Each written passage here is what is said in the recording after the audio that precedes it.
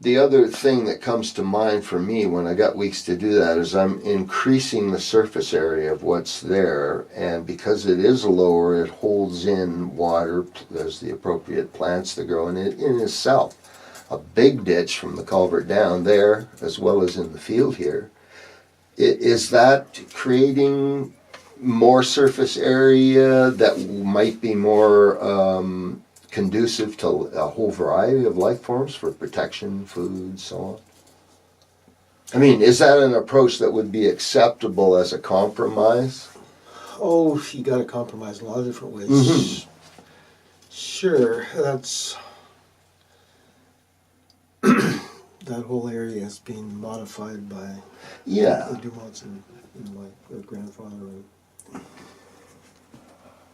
when they made the fields anyway. So, and then there's the fields that the beaver created, like north up there too. Yeah. So what do you? There's no going back in time. No, I agree. But you don't want to have more impact than what initially took place, right? Yeah, the whole idea is to. I mean, it's complex. What's a good metaphor for that? Like, nature's doing all the work. That's the whole idea. Sort of the touchstone we keep coming back to is that we want to leave natural ecosystems to regulate, to self-regulate, to regulate themselves. Mm-hmm. However, that's if we just let things alone, that would happen eventually. Mm-hmm. But the idea of speeding it up a little bit, there's no harm in that as long as you don't go overboard. Like, what would be a good metaphor? It's like nursing a person back to health who's been sick. Mm-hmm. And the person needs some help. But on the other hand, you got to let the body do its work. You start introducing all kinds of medicines and things. You're interfering with the body's natural process of healing itself. Exactly, yeah. So that's a good metaphor. I think so. That's an awesome metaphor. So, since we're the ones that have damaged natural systems, and then it makes sense we should help if we can to return it to health. But always, and this is, I suppose this is the one sort of gray area that separates the extremophile approach to the environmental approach, is that ultimately you want that body to look after itself. Yeah. You're healing. A person is healing. You want the body to take over on its own and do what it does best. The same thing with nature. You want the nature to take over and do what it does best. And there's a bit of guidance involved, then that's the extent of it, right? Yeah, and it's a little bit harder with nature because you're helping another person heal. You're a doctor and you're helping another person heal. That person has roughly the same body as you do, so you understand fairly well from your own experience how that person is going to respond, what help that person needs, and where to stop and let that person, who is an autonomous person, take over. And with nature, it's also, from my view, from my perspective, from the extremophile perspective, nature is also an autonomous intelligence. And but it's different from ours, so we have to allow more slack and admit more that we don't understand where it's going to go. It's going to do surprising things, right, which a human body might not be so surprising because we have one too. Exactly. And the metaphor still isn't quite good enough. Really, like if nature's an intelligence, what we're doing is helping. You're digging ditches to help restore natural systems here. But it's actually an intelligence you're restoring. So it's not so much person healing from a physical sickness as a person, metaphor would be a person healing from a mental sickness. Right. And how do you help that? And you can see that that's even, we have minds for another person that works a lot the same so we can help. But minds do a lot more surprising things than the bodies do. Mm-hmm. And it needs even more autonomy. Right. Because it's not automatic, it's creative. That's right. Yeah. And so that's what we're really dealing with. Mm-hmm. So I guess the proper So am metaphor, I being creative by doing that? I don't know. This other intelligence here is autonomous, Yeah, and we want it to, and it's creative. right. That's a help for us, but what it helps us in the fact that it will look after itself. It's creative. It will do things that it's never done before. Yes. So it's even harder for us to guess how we can help. All we can do is remove the obstacles we put there. Right. The drainage, you're talking about drainage. Well, what for me specifically, and it's happening right now in Cape Town, Kumi's hometown, is where it's probably going to be the first major urban area on the planet that is going to be out of water. Yeah. And he's back there now after Greenpeace. And so the reason I'm doing this in regards to the ponds and ditches is I'm trying to create reservoirs. If I dig another pond up this on the south side there, it's going to be better. It's going to be there will be less tannin in the water, and that in itself would be better for certain types of fishes, I think, like for example trout. But it's also a reservoir, and then if I can increase the surface area in the ditch down, I wouldn't be doing this if the river wasn't so close, in a sense. And the effect on the river is kind of what I'd be concerned about. And the trouble also with digging ditches is you encourage beaver if you don't consider that, right? Yeah. So you got to encourage the wolf too. There you go. Yeah. Luckily, there's not many farmers around here anymore, so No. you don't have to worry about people getting mad because birds and wolves. That's right. So we're in a good spot for rewilding. And it's a lot of responsibility, and that's why I'm thinking this would be a good place to start in terms of how you would approach this from the extremophile choice perspective. I think I sort of laid out the key there, the idea, the metaphor of your doing what you can or what you should, and also not doing what you shouldn't to help another intelligence heal itself. Yeah. So it's trickier than actually helping someone heal their body. Mm-hmm. And of course the scale is so different. Like it's so slow. Right. In nature, adapting in a creative way is so much slower than at our organic level.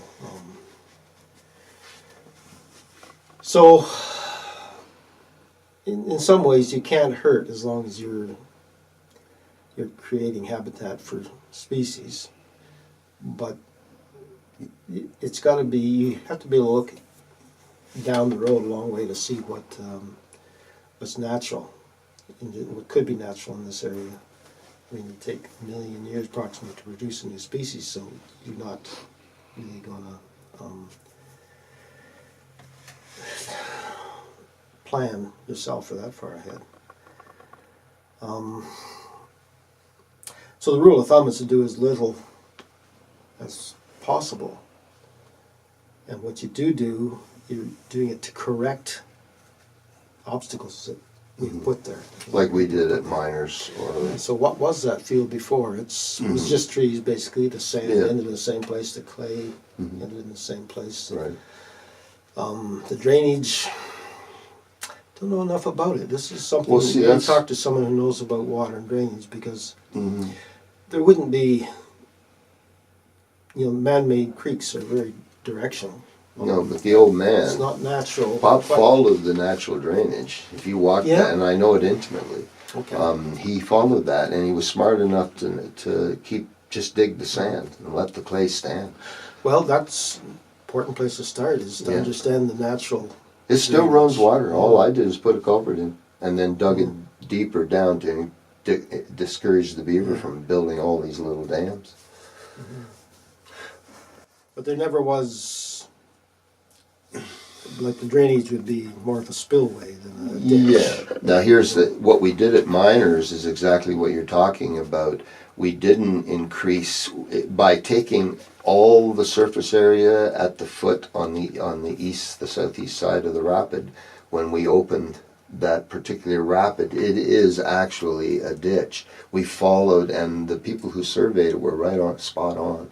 And so we basically dug it out, and it'll be a case of managing it. So it won't be what it was, but it will be a way for the walleye to get up through there, and in the spring. So that's a good example, I think, of trying to restore Yeah. that and not going too far is what you're. Yeah, there's got to be a lot of work like that. I suppose the other sort of rule of thumb to follow is that whatever you do, you don't want to be responsible for maintaining it.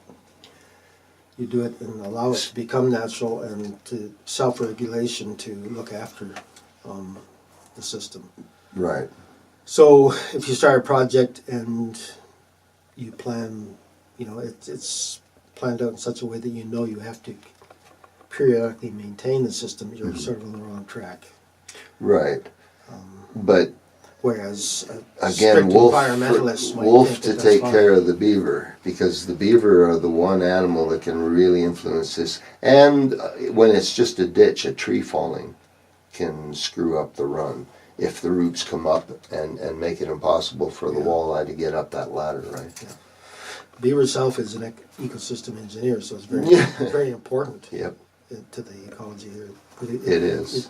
It creates habitat for many, many species. And let the wolves do their job. You want a natural regulation. Mm-hmm. Like if you do things to favor the beaver and don't bring the wolf in, that ecosystem engineer basically has no control. There's no self-regulation. Well, ideally what we did is should wash out every spring. But whether it does or not, we'll keep an eye on it over the west another 5 years in the study. So we'll see what happens then. Well, the natural cycle with beavers will be they create a pond, the dam and everything, and that's a lake that eventually becomes eutrophied. It becomes a marsh. Yeah. So what happens to the drainage after that? Does the drainage continue to go through the marsh? It's just a different kind of drainage? Or, see, I'm talking to Bruce here because the geologist is looking after our camera. Yes. Or does the drainage find its way? I doubt if it finds its way around. You just end up with the drainage through a marsh, a ditch. Yeah. So it doesn't have a large-scale effect on the natural drainage system in the land, just temporary effects. By temporary, I mean, every 1,000 years or so. Yeah. But your drainage, what you're touching on here, getting specifics again, is creating a ditch for drainage. Now, a rule of thumb from the extreme thought reports is that whatever you do, you don't want to have to maintain it. So what is nature going to do to that over time? We've already kind of delved into that with the beaver ponds. Over time, that ditch will become more of a spillway, probably the way it originally was. It's just the low part. So whatever you plan as far as species, like moving up the creek or something, that may eventually go by the way. You're going to have a spillway and sort of a marshy spillway. And those are the species that are eventually going to be there. So you can't plan too much ahead, according to this way of thinking. But if you're living in a built-up area in a city and you're more involved with environmentalism, it's definitely a humanized ecosystem around your city, and people will be maintaining it, and it's a entirely different situation than what I'm talking rewilding. Yeah. So these are some of the differences. There's nothing wrong with environmentalism. That word came from the human environment. The idea is that nature is our environment. Yes. Okay? Yeah. And so it assumes a humanized ecosystem.